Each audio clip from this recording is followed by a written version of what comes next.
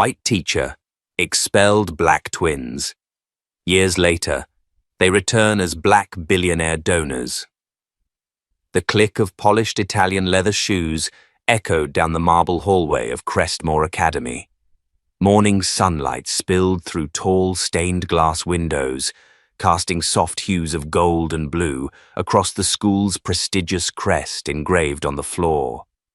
Principal Evelyn Myers glanced up from her conference folder just as the door to her office creaked open. Standing there were two sharply dressed black men in their early 30s, confidence radiating off them like heat. One wore a dark grey suit, crisp white shirt, and a navy silk tie. The other had a charcoal double-breasted ensemble with discreet cufflinks that gleamed when he reached out to shake her hand.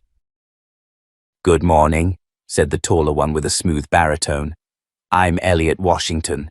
This is my brother, Carter." "We're here on behalf of the Washington Foundation. I believe you've been expecting us." Evelyn stood quickly, extending her hand. "Yes, of course." "Thank you for coming. We're truly honored that your foundation is considering a partnership with Crestmore." What she didn't expect, what made her breath hitch and her fingers stiffen mid-handshake, was the sight of the third person stepping in behind them. A woman. White, mid-60s now, her hair pulled into the same neat bun she had worn 15 years ago. The navy blouse, the sharp grey slacks, the silver chain she always wore tucked behind her collar. Carter's eyes met hers first, calm, direct, unforgiving. "Ms. Callahan," he said, voice deceptively polite. "Long time." Rachel Callahan froze in the doorway. She looked from one twin to the other, recognition dawning slowly, her face draining of color. The room fell into a suffocating silence. "You, Elliot and Carter, Washington?" she whispered. Elliot took a step closer. His voice was ice wrapped in velvet. "The same. The 8-year-old boys you accused of cheating on a standardized test. The boys you got expelled from this very school." "Remember?" Evelyn turned to Rachel in visible confusion. "Wait, is that true?" Rachel swallowed, her throat suddenly bone dry. I didn't know they were..." "Successful?" Carter offered. "We were, even then. You just couldn't see it." Rachel looked like she had seen a ghost. The boys, now men, had returned, and they weren't angry. That made it worse. Anger would have been easy, righteous, predictable. But they weren't here for revenge. That much was clear. They were here to take control. Elliot turned to Evelyn with a small smile. "Principal Myers, may we sit?" "Of course," she said quickly, gesturing to the leather chairs in front of her desk. Rachel remained standing. Elliot gestured to a seat. "Ms. Callahan, I insist." "This involves you, deeply." Reluctantly, she sat. Her hands clutched each other in her lap. "I'm surprised you still work here," Carter remarked. "After everything." Rachel's voice was quiet. "I stayed on." "I thought maybe I could help other students. Make up for..." "You never apologized," Elliot interrupted. "I didn't know how," she admitted. "Try now," Carter said simply. She looked down. "I was wrong." "Why?" Elliot asked. She blinked. "Because I believed the evidence, and I didn't question it." "That's not why," Carter said. "You didn't believe 2 black scholarship kids could outperform the children of doctors and CEOs. We were a threat, so you erased us." Rachel's face flushed red, then pale. "That's not true." "You pushed to have us expelled within 48 hours of the accusation," Carter continued. "No hearing, no conversation with our grandmother, no appeal. Just gone." "I was under pressure from above," Rachel said weakly. "You were the pressure," Elliot replied. "You took the report from Mr. Hale, vouched for it in the staff meeting, and told the board we were disruptive anomalies. Your exact words. Rachel looked as if she might cry, but she didn't. Not yet. Elliot reached into his briefcase and pulled out a slim folder. He placed it on the desk. "This is a report our foundation put together," he said. "Crestmore is 3/4 away from defaulting on its debts. Enrollment is down. You've lost 2 major corporate donors this year." "And your diversity numbers? Laughable." Evelyn sat up straighter. "We're aware of our challenges." "We're not here to throw stones," Carter added. "We're here to offer solutions, money, programs, resources, but with conditions." Rachel looked up sharply. Elliot turned to her. "You're one of those conditions." Her lips parted, but no sound came out. "We want Ms. Callahan to co-lead a new initiative," Carter said. "A scholarship program for underrepresented students, fully funded, holistic." "Revolutionary." Rachel shook her head in disbelief. "Me? After everything?" "Precisely because of everything," Elliot said. "Redemption doesn't start with comfort. It starts with responsibility." Rachel's voice was hoarse. "You trust me?" "No," Carter said. "But we'll give you the chance to earn it." Evelyn looked between them. "And the other conditions?"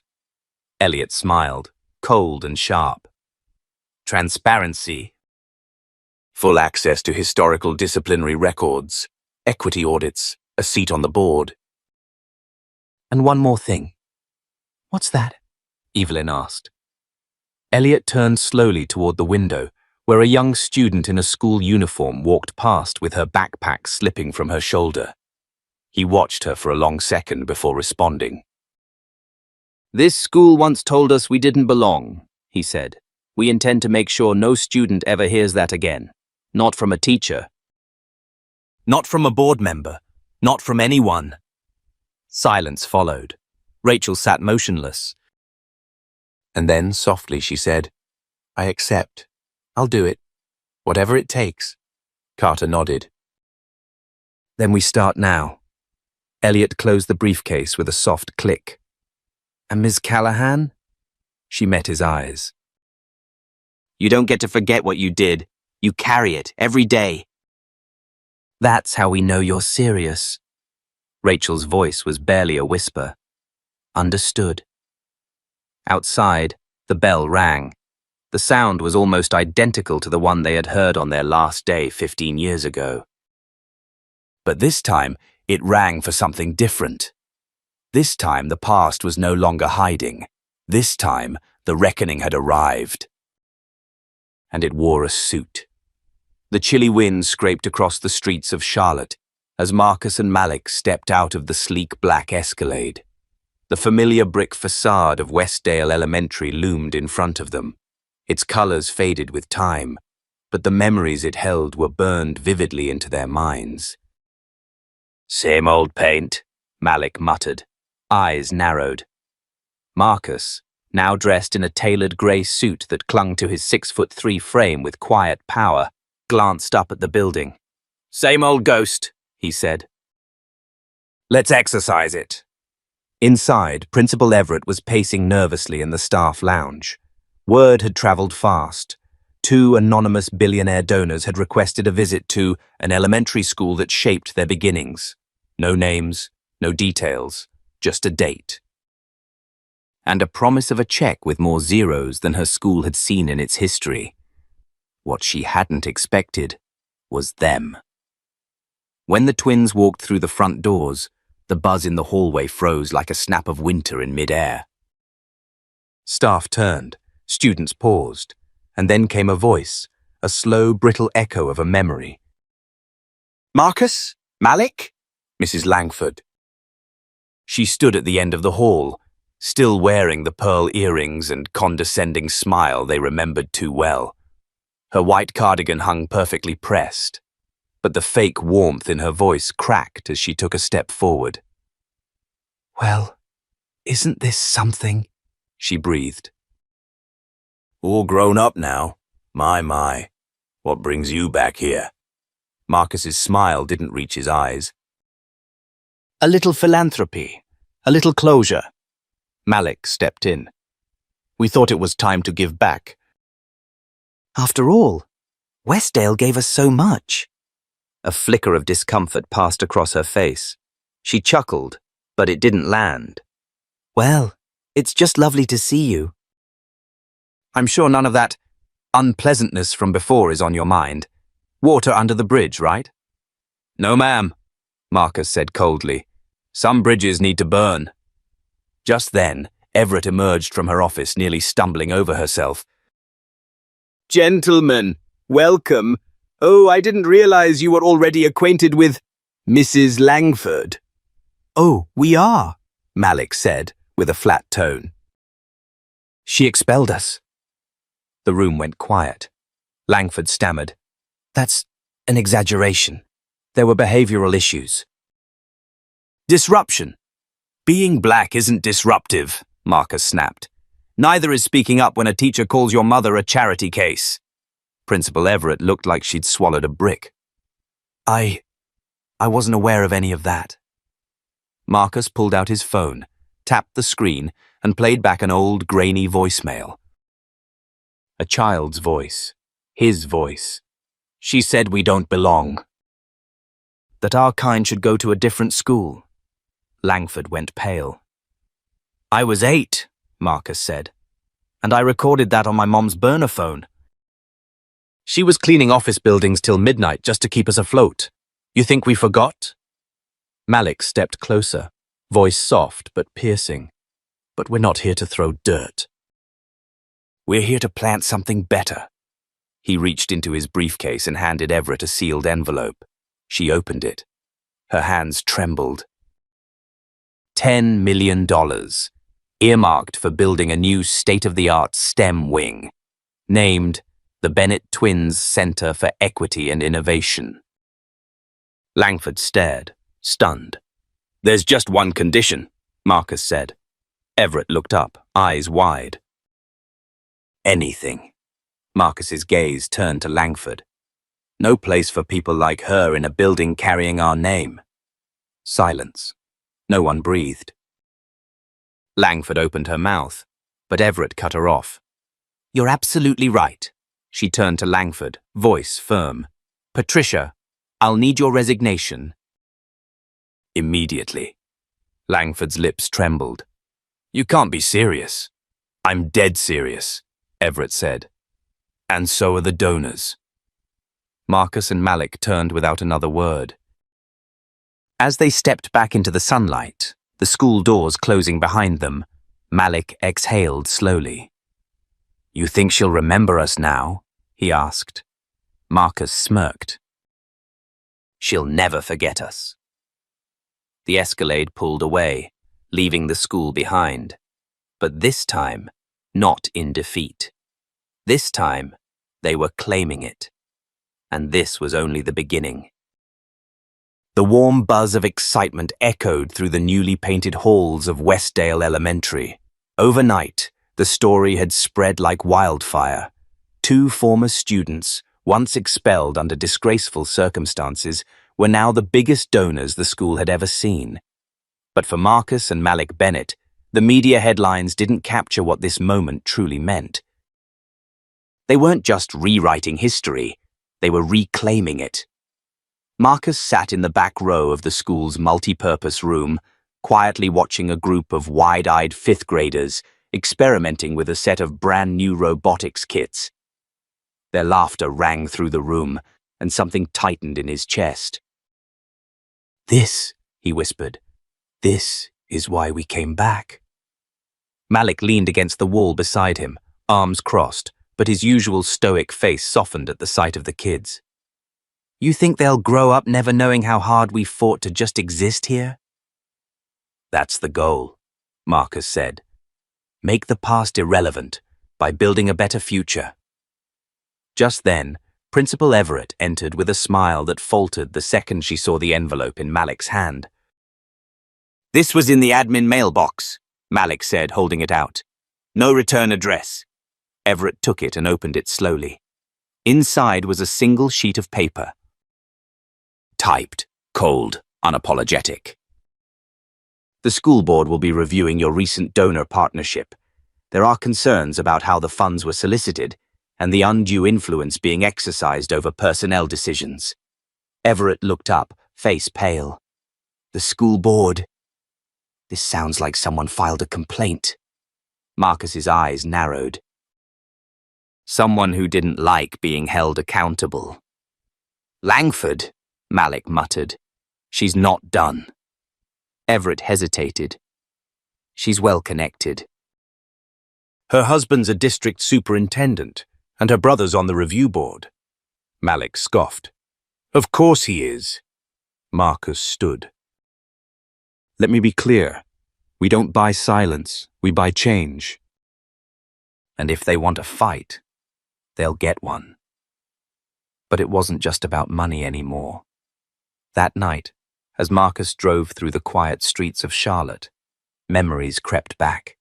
Of their mother crying silently in the kitchen, of having to eat peanut butter sandwiches for weeks while she skipped meals, of sitting outside the school office after being accused of stealing a pencil, because a teacher just knew it had to be one of the twins. He pulled over and dialed a number he hadn't called in years.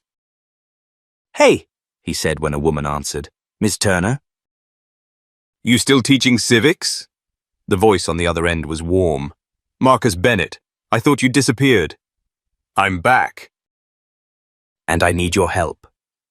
By the next morning, Ms. Turner, one of the few teachers who had stood up for them back then, was walking the halls of Westdale again, clipboard in hand, observing classrooms as a consultant for the new Bennett initiative.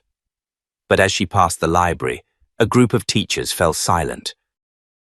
One of them, Ms. Carr, an older white woman with a permanent smirk, leaned in to whisper something to a younger colleague.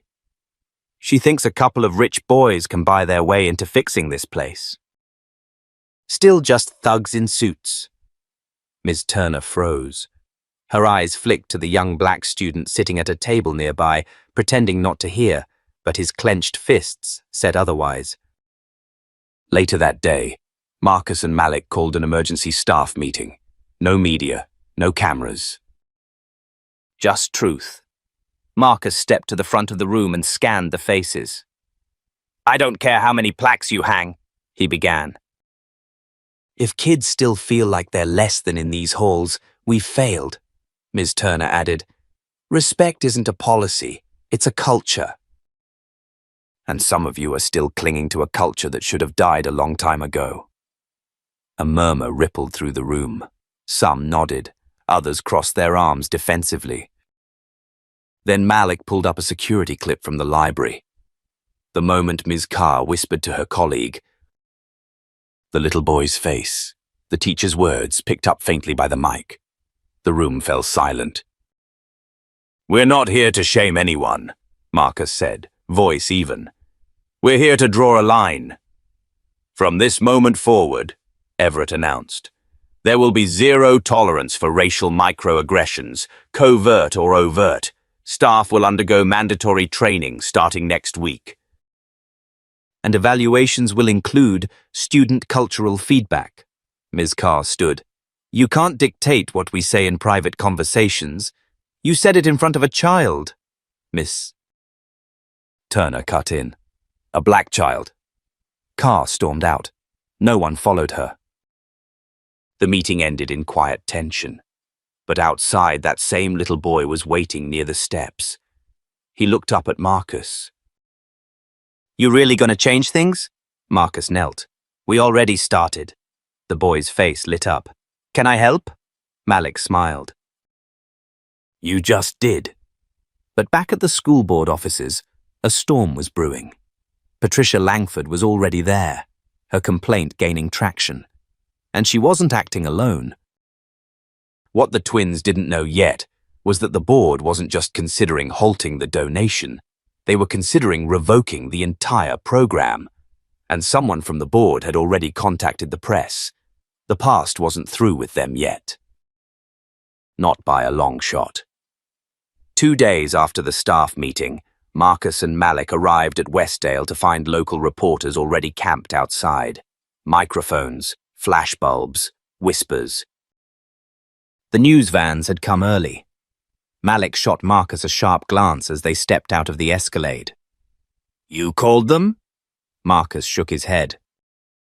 "No, but someone wanted this mess to go public." Principal Everett met them at the entrance, her face taut.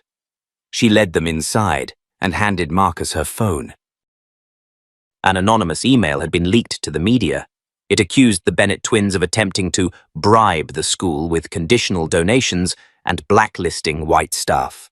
It named names: Marcus, Malik, even Ms. Turner. "This is Langford," Malik muttered. "She's not just playing defense. She's gone on the attack." Everett sighed. "And the board's holding an emergency vote tonight. They're deciding whether to freeze the funds and terminate the entire Bennett initiative." The words hit like a punch to the chest. "No hearing, no discussion," Marcus said. "Closed session, no public input." Malik's voice was low. "They want to bury us." "Quietly." Marcus stood still for a long second. Then he turned to Everett. "If they won't let us speak, we'll make it impossible for them not to hear us." That night, Marcus called in every favor he had accumulated in a decade of business. Influential friends, journalists, community organizers. And he called his mother. She picked up on the first ring. "I saw the news." "Then you know why I'm calling," Marcus said. "I'm in." At 6:45 p.m., the boardroom at the Charlotte Unified School District office filled with tight-lipped members, prepared for a swift and quiet vote.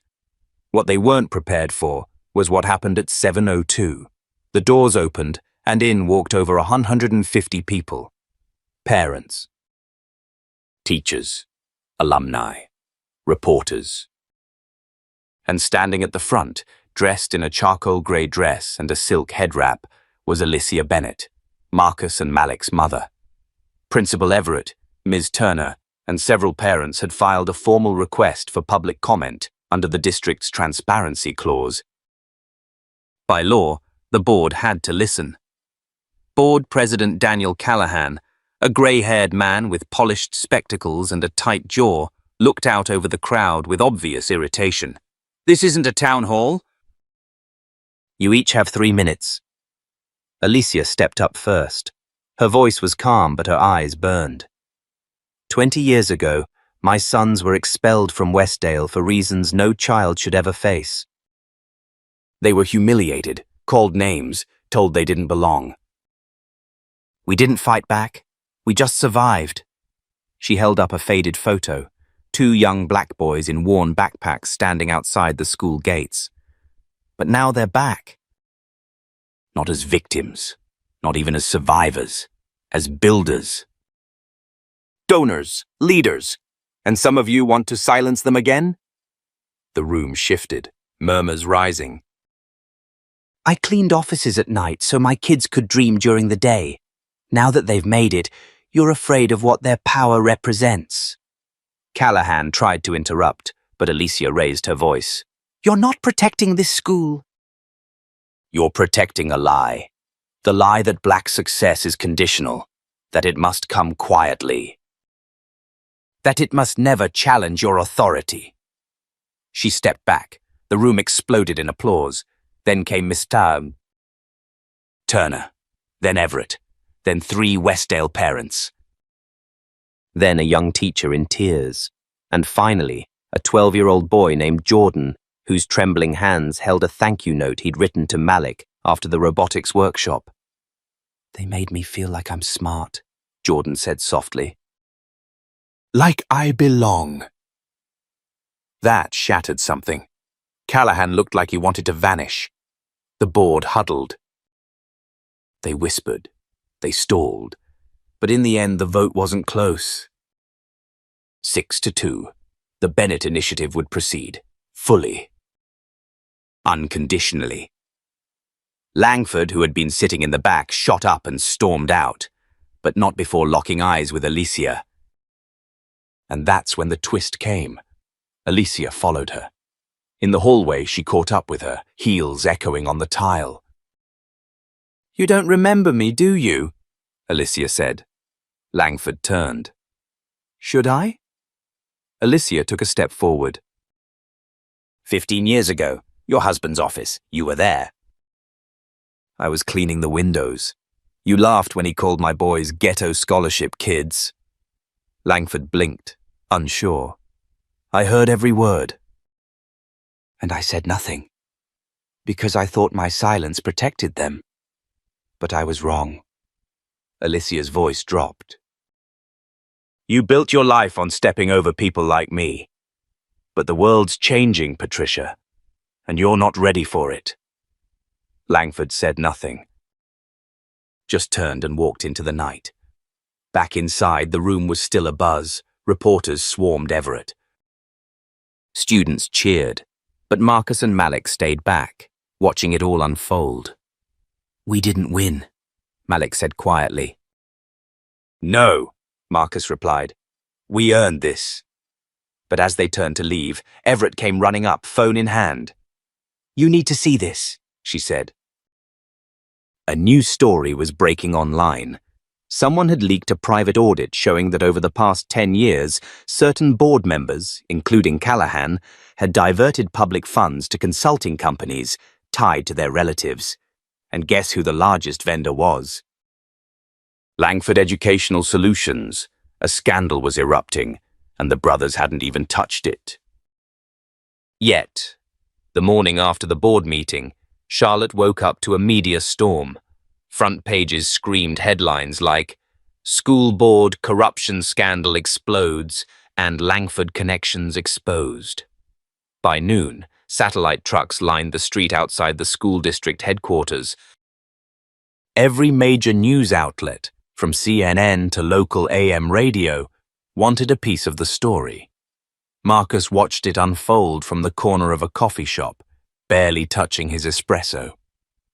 Across from him, Malik was glued to his phone, scrolling through an avalanche of messages and interview requests. 3 months ago, we were ghosts in this city, Marcus said quietly. Now they're acting like we're the second coming.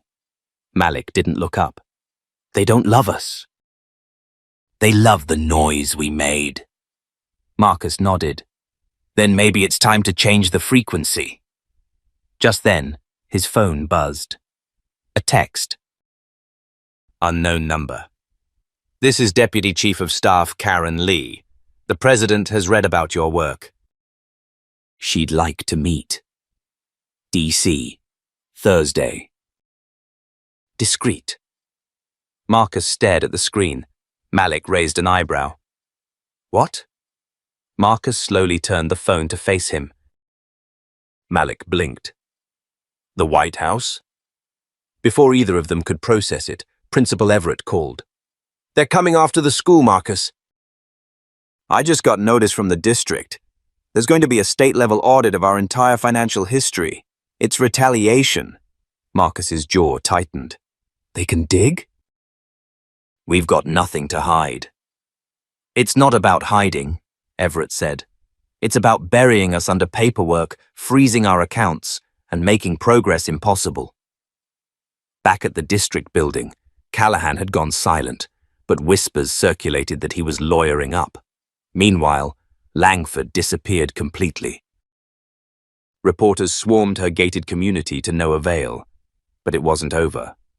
A new figure entered the scene, Charles Whitmore, an icy corporate attorney and Langford's private legal counsel. He stood at a podium outside City Hall the next day and spoke with chilling precision. "My client will not be vilified by a coordinated campaign of media manipulation and racial intimidation. We will be pursuing defamation charges against several individuals, including Marcus and Malik Bennett." The brothers watched the clip in stunned silence. "They're suing us," Malik said incredulously. "For telling the truth," Marcus exhaled sharply. "They're trying to flip the narrative. Make us the aggressors." But what Whitmore didn't expect was Alicia Bennett. The very next day, she filed a countersuit, with her son's full support, but not for defamation.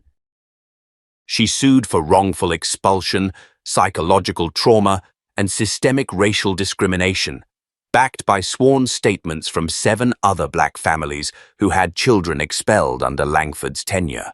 Ms. Turner became the first witness. And then came the bombshell.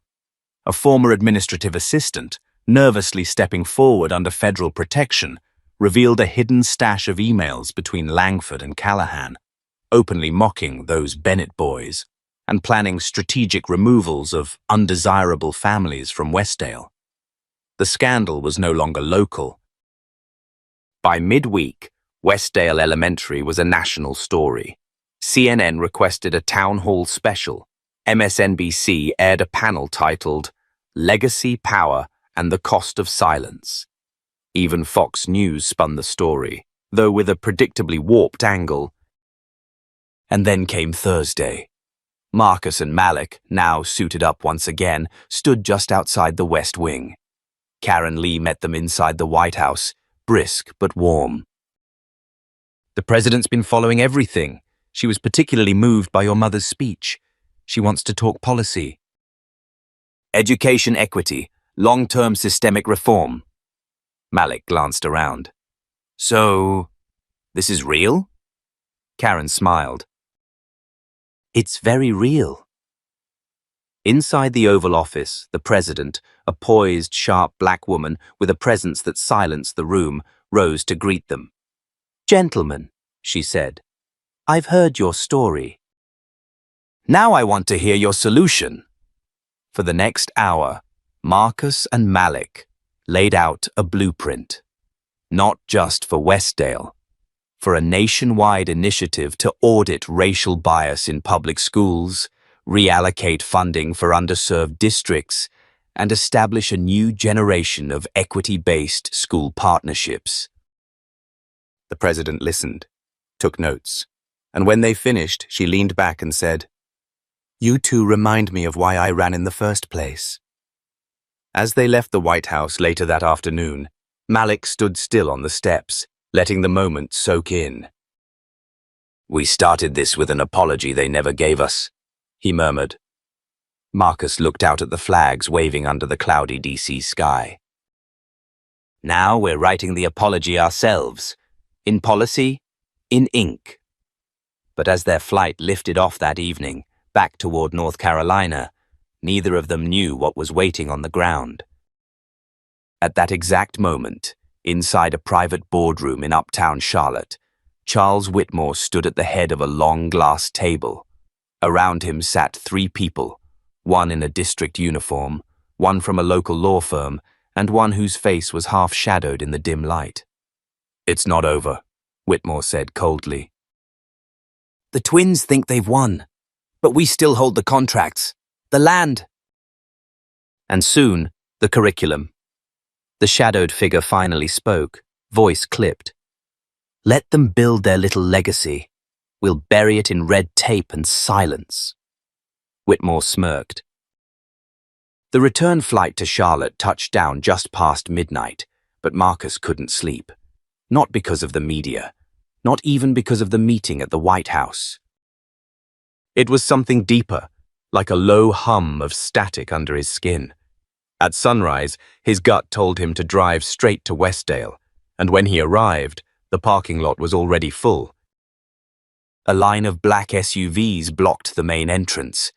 Men in tailored suits stood outside the building, speaking into earpieces. And right behind them, unloading boxes of files into a rolling cart, was a familiar face. Charles Whitmore. Marcus's stomach dropped. He stormed toward the doors, ignoring security. "What the hell is going on?" he demanded. One of the men stopped him. "Mr. Bennett, please step aside." "We're here on behalf of the State Education Oversight Committee. All Bennett Initiative materials are being temporarily seized for review." "On whose authority?" Marcus snapped. "District Council." "You can take it up with them." Malik arrived seconds later, slamming his door shut and striding across the lot like a man on fire. "They're raiding our program." Marcus turned to Whitmore, who stood watching with a smirk. "You're not even hiding it anymore, are you?" Marcus said coldly. Whitmore stepped forward. "You're a businessman, Mr. Bennett. Surely you understand how quickly things can turn when one of your partners is under federal investigation." Marcus narrowed his eyes. "What are you talking about?" Whitmore handed him a tablet. On the screen was a headline from a local news site. "Exclusive. Principal Everett linked to misused grant funds from 2017. A grainy photo showed Everett at a fundraiser event, shaking hands with a man who had later been indicted for embezzlement. "It's a reach," Malik muttered, reading the article over Marcus's shoulder. "That's all we need," Whitmore replied, voice low. "Just enough doubt to freeze your momentum." Marcus looked around at the students trickling into the building, the worried parents watching from the sidewalk, the teachers whispering behind glass. He could feel the story shifting. Again. That night, the brothers called an emergency meeting with Everett and Ms. Turner in a quiet restaurant on the city's east side. Everett looked pale. "I had no idea this would come back. It was a standard partnership. I filed all the paperwork." "We believe you," Marcus said. "But the press doesn't care about facts right now. They care about narrative." Turner leaned forward. "So change the narrative." Malik raised an eyebrow. "How?" Turner hesitated, then took a long sip of her tea.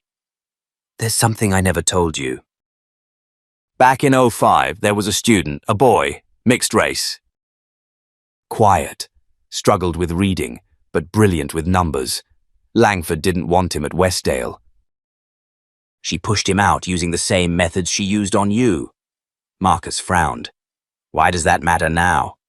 "Because that boy is now on the State Oversight Committee. His name is Elijah Graves." Malik stared. "Wait, Graves? The guy signing off on all these new reviews?" Turner nodded. "He remembers everything. But he never spoke about it. Too risky, too political." Marcus stood slowly. "Then maybe it's time he remembers out loud." The next morning, the twins arrived unannounced at the committee offices. Graves was in a meeting, but when he saw their names on the visitor list, he came out himself. Elijah Graves was in his early 40s, tall, glasses perched on a sharp nose, suit crisp.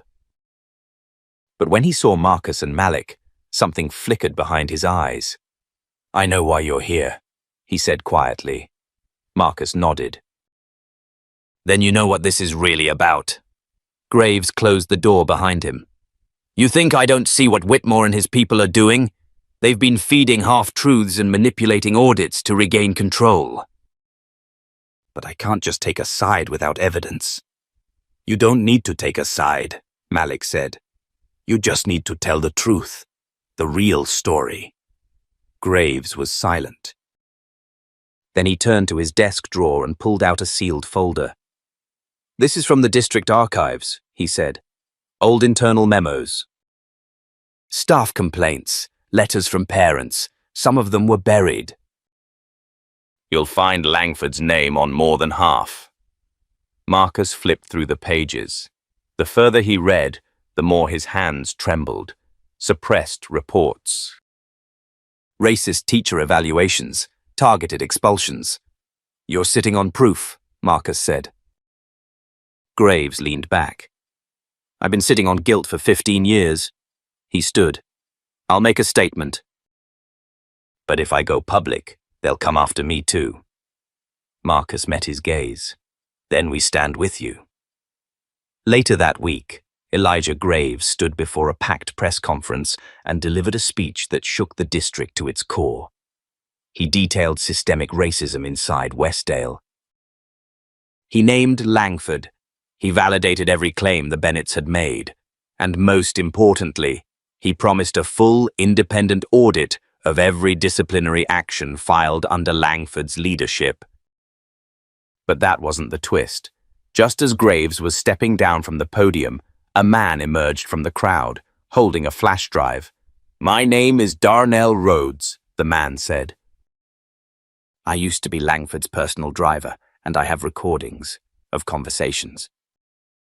Payments, plans to sabotage the Bennett initiative. I kept them for protection. But now, it's time." The room erupted. Within hours, multiple school board members resigned. Langford's house was surrounded by federal agents. And the Bennett initiative, it was reborn, stronger, cleaner, and now unstoppable. But Marcus knew better than to celebrate yet. Because in the deepest corners of Charlotte's power structure, someone else was watching. Quiet, waiting. And they weren't done. Not yet. The city felt different. After Elijah Graves's public statement and Darnell Rhodes's recordings, Langford had become a pariah overnight. Her gated estate was cordoned off. Reporters camped outside. Protesters gathered daily. The system had cracked, and for the first time in decades, the light was pouring through. But Marcus knew what came next. Desperation, retaliation, and secrets. He was back at his condo, pacing by the window as Malik tossed a basketball between his hands, eyes locked on the television. Every major network was now running wall-to-wall coverage of the Westdale Reckoning, as CNN dubbed it. "You ever think," Malik said, "maybe this is too much?" Marcus turned. "Too much justice?" "No," Malik replied, his voice tight. "Too much attention." As if on cue, Marcus's phone buzzed. Unknown number again. He answered, cautious. "Hello?" A familiar voice crackled through the speaker. "Mr. Bennett, my name is William Keats. I work with the North Carolina Bureau of Investigations." Marcus straightened. "How did you get this number?" "We're reopening a file," Keats said, "from your college years. A domestic altercation reported in your dorm." March 2006. "You were never charged, but the report is missing several pages." Marcus froze. "That's not possible. That file was closed." Keats paused. "We have reason to believe someone is attempting to leak an altered version to the press. We'd prefer to speak with you first." Marcus hung up, face pale. Malik looked up. "What?" "They're reaching into the past," Marcus said, "digging up something I didn't even do." "You mean that mess with you and Lauren?" Marcus nodded slowly. "There was no violence." "No arrest, just a toxic breakup and a roommate who got involved and made things worse. And now it's back. They want to dirty my name, shift the spotlight." Malik stood. "So what do we do?" Marcus clenched his fists. "We own it." That night, the brothers called an emergency team meeting. Legal counsel, PR, internal security. They laid out every detail, every angle of the old case. Then Marcus did something that surprised everyone. He recorded a video. He stood in a quiet, sunlit room. No makeup, no script, just him. "My name is Marcus Bennett," he began. "When I was 19, I went through a painful relationship. It ended badly." Words were said. Emotions ran high. A report was filed. No charges, no arrest. But I want to be the one who tells you that story before someone else twists it into something it was never meant to be. He paused. "I am not perfect, but I have never raised my hand to anyone, and I will not let my past be weaponized to silence what we're building now." The video went live at 7:03 p.m. By 7:18, it had 1 million views. By 7:45, Lauren herself, his ex from college, posted a written statement on social media. "There was never abuse. Marcus and I were two young, hurting people who hurt each other emotionally. but he never crossed a physical line. Anyone suggesting otherwise is manipulating the truth. The storm died before it could form. But that wasn't the end of it. Later that week, as the Westdale renovation officially restarted with fanfare and fresh energy, Marcus received a small envelope in his office. No return address. Inside, a single photo. A teenage Marcus sitting across from a man in a dark grey suit in what looked like a law office. Handshake. Documents on the table, a date scrawled in the corner, 2007. Marcus blinked. He didn't recognize the man at first. Then it hit him. It was Vincent Holloway, a powerful real estate developer. And now, one of the secret investors in Langford Educational Solutions. He hadn't just been an investor. He'd been Marcus's early mentor. A silent donor during his startup days, a man who had always been in the background, offering support but asking for nothing in return. Until now. Malik walked in. "You good?" Marcus handed him the photo. Malik stared. "You think he's the one pulling the strings now?" "I don't think," Marcus said. "I know." He pulled open a locked drawer and retrieved a file labeled Holloway Holdings. Inside were emails, property transfers, shell companies, things he'd quietly started compiling after noticing strange connections months ago. "He owns most of the land around Westdale," Marcus said. "The initiative raised property values. He's buying up everything." Malik's jaw tightened. "So this was never just about the school?" "No," Marcus said. "This is about power, control, generational wealth."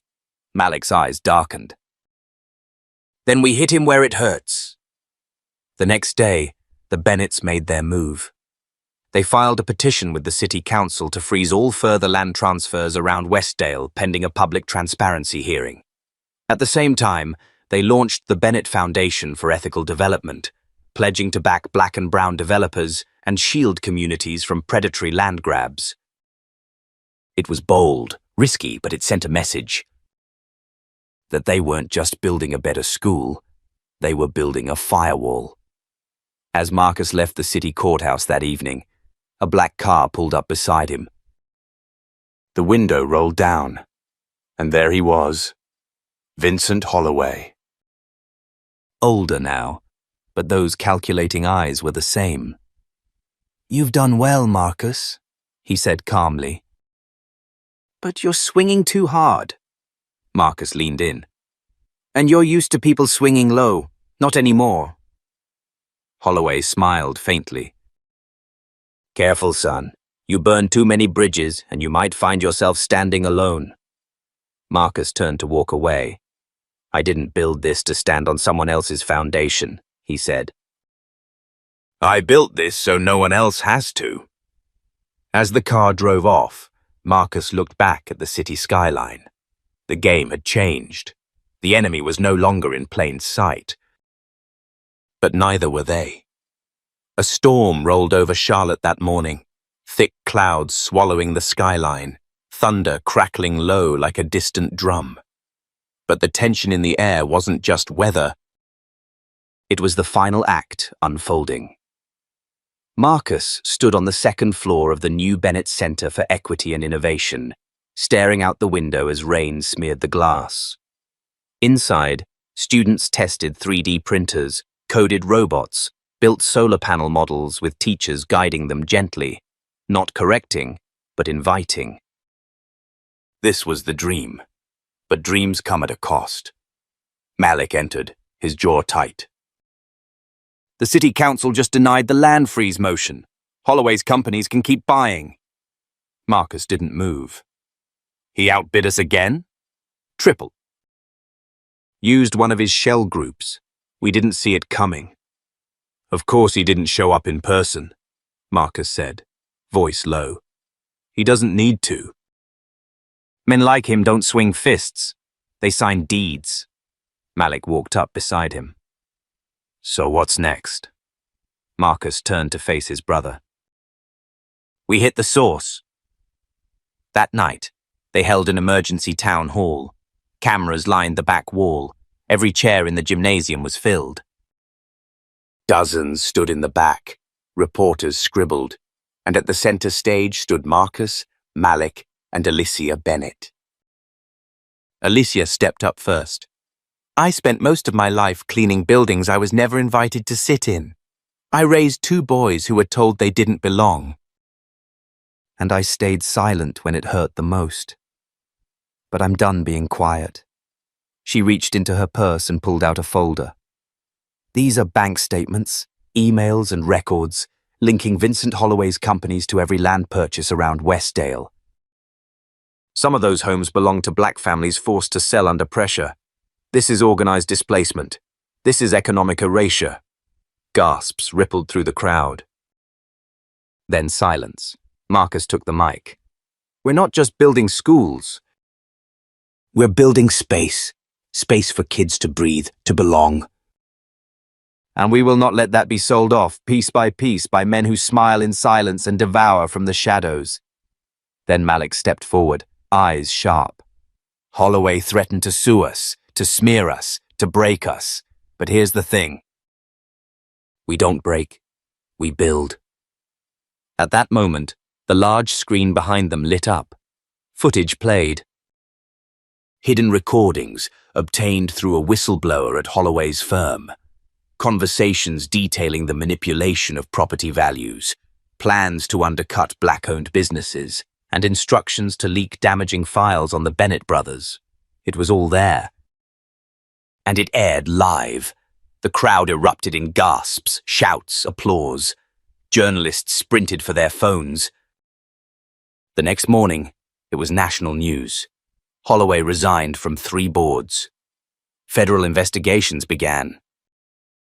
The Department of Justice opened an inquiry. But for Marcus and Malik, justice wasn't headlines. It was what happened 3 weeks later.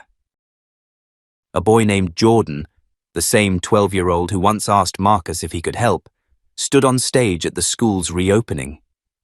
My mom says this building wasn't made for us before, he said into the mic, nervous but proud.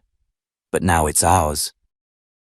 I want to be a teacher, or maybe a doctor, or maybe both. I want to show the world what we can be. The crowd stood, every single person, and in the back, Alicia wiped her eyes. Later that night, Marcus sat beside her on the old porch swing at her house. You proud of us? He asked softly. She smiled through tired eyes. I was always proud, but now, I'm proud that you're not afraid. Proud that you stood tall and never made yourselves small. Malik joined them, sitting on the steps. We're not done, he said. No, Marcus agreed. This was never about a school. It's about rewriting who gets to belong, Alicia whispered. They sat in silence as the wind blew through the trees, and somewhere in the distance, thunder gave way to stars. To every viewer still watching, thank you. This wasn't just a story about 2 brothers. It was a story about all of us. Anyone who's been told to sit down, stay quiet, or know their place. If this story moved you, if it made you feel seen, if it made you angry or hopeful, then don't let it stop here. Like, share, and subscribe to this channel so we can keep telling the stories that matter. Stories about courage, justice, and what happens when people stop waiting for permission and start building their own future. Your voice matters, your story matters, and you are not alone. Thank you for being part of this journey.